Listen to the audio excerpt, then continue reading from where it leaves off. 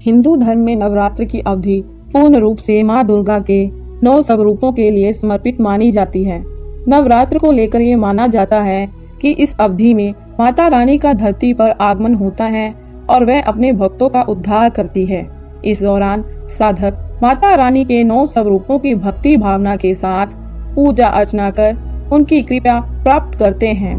साथ ही ये वह समय भी है जब ऋतु में परिवर्तन आता है। धार्मिक मान्यताओं के अनुसार जो भी साधक श्रद्धा भाव के साथ नवरात्र के व्रत और पूजा करता है उसके सभी दुख संताप दूर होते हैं। प्रत्येक वर्ष अश्विन माह के शुक्ल पक्ष की प्रतिपदा तिथि से शारदीय नवरात्र की शुरुआत होती है। इन 9 दिनों में माता के 9 स्वरूपों की पूजा की जाती है। नवरात्र के पहले दिन घट स्थापना की जाती है। ऐसे में इस दिन घट स्थापना के लिए शुभ मुहूर्त निकाला जाता है। फिर उसके बाद शुभ मुहूर्त में ही घट स्थापना की जाती है। नवरात्र के पहले दिन घट स्थापना के साथ माता शैलपुत्री की पूजा का विधान है।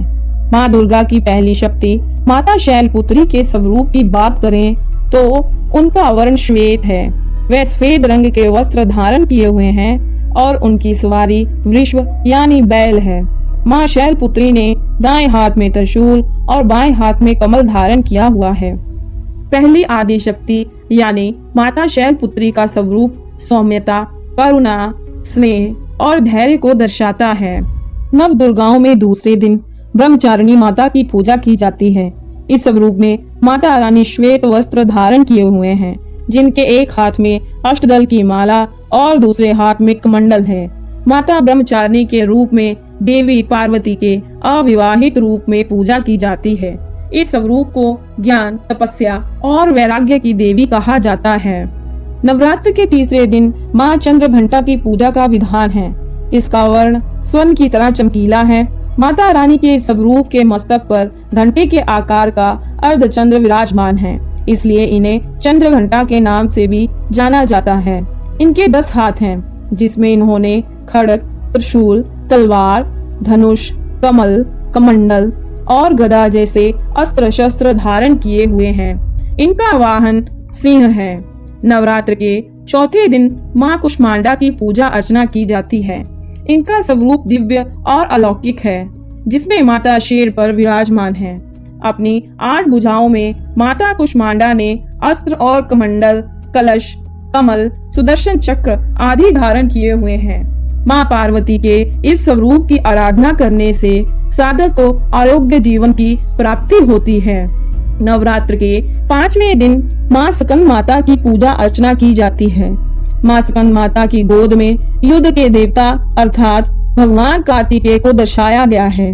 भगवान कार्तिकेय अर्थात स्कंद देव की माता होने के कारण देवी के इस रूप को स्कंद माता कहा जाता है।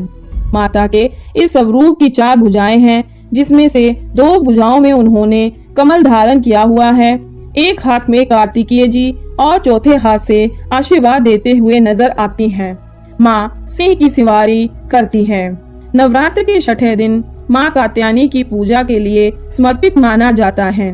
देवी दुर्गा का 6ठा स्वरूप यानी माँ कात्यायनी चमकीले वर्ण वाली है। इनके 4 हाथ होते हैं, जिसमें इन्होंने एक हाथ में तलवार, एक हाथ में कमल धारण किया हुआ है।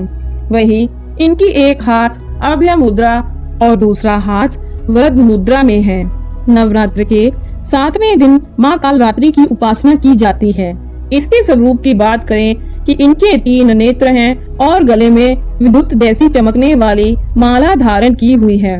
इनके 4 हाथ हैं, जिसमें से 2 में इन्होंने खड्ग और लौह शस्त्र धारण किया हुआ है। वही एक हाथ वर मुद्रा में और दूसरा हाथ अभय मुद्रा है। इनका वाहन गदा है। नवरात्र के 8वें दिन देवी महागौरी की पूजा का विधान है।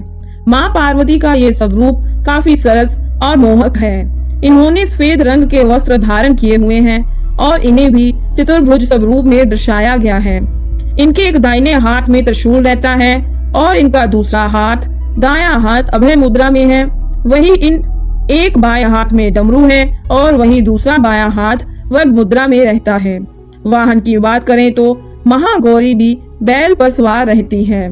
माता के 9वें स्वरूप यानी माँ सिद्धदात्री के स्वरूप की बात करें तो माँ सिद्धदात्री के पास अनिमा, महिमा, प्राप्ति, प्राकम्य, गरिमा, लघिमा, ईशत्व और वशितत्व जैसे और सिद्धियां हैं।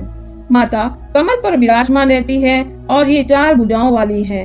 इन्होंने अपने इस स्वरूप में एक हाथ में शंख, दूसरे में गदा, तीसरे में कमल और चौथे हाथ में चक्र धारण किया हुआ है। तो आपको मैंने अभी माता के 9 स्वरूपों के बारे में बताया है। आई होप आपको आज का वीडियो अच्छा लगा होगा।